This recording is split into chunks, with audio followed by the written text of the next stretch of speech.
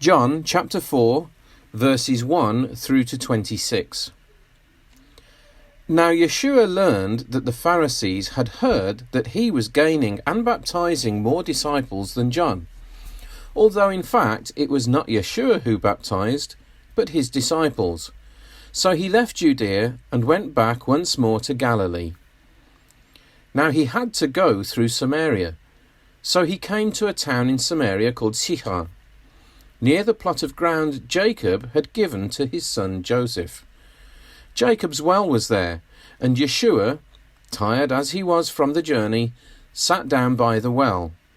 It was about noon. When a Samaritan woman came to draw water, Yeshua said to her, "Will you give me a drink?" His disciples had gone into the town to buy food. The Samaritan woman said to him, "You are a Jew, and I am a Samaritan woman. How can you ask me for a drink?" For Jews did not associate with Samaritans.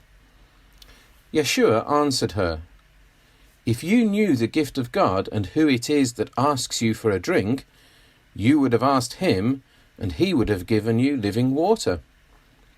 "Sir," the woman said, "you have nothing to draw with, and the well is deep. Where can you get this living water? Are you greater than our father Jacob, who gave us the well and drank from it himself, as did also his sons and his livestock?" Yeshua answered, "Everyone who drinks this water will be thirsty again. But whoever drinks the water I give them will never thirst. Indeed, the water I give them will become in them a spring of water welling up to eternal life." The woman said to him, "Sir, give me this water so that I won't get thirsty and have to keep coming here to draw water." He told her, "Go, call your husband and come back." "I have no husband," she replied. Yeshua said to her, "You are right when you say you have no husband. The fact is, you have had 5 husbands, and the man you now have is not your husband. What you have just said is quite true." "Sir," the woman said, "I can see that you are a prophet. Our ancestors worshipped on this mountain, but you Jews claim that the place where we must worship is in Jerusalem." "Woman," Yeshua replied, "believe me, a time is coming when you will worship the Father neither on this mountain nor in Jerusalem.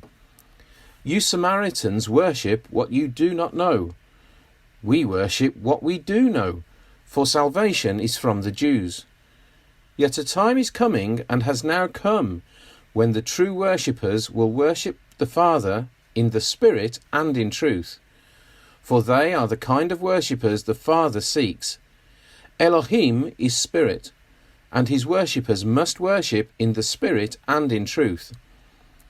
The woman said, "I know that Messiah, called Christ, is coming. When he comes, he will explain everything to us." Then Yeshua declared, "I, the one speaking to you, I am he."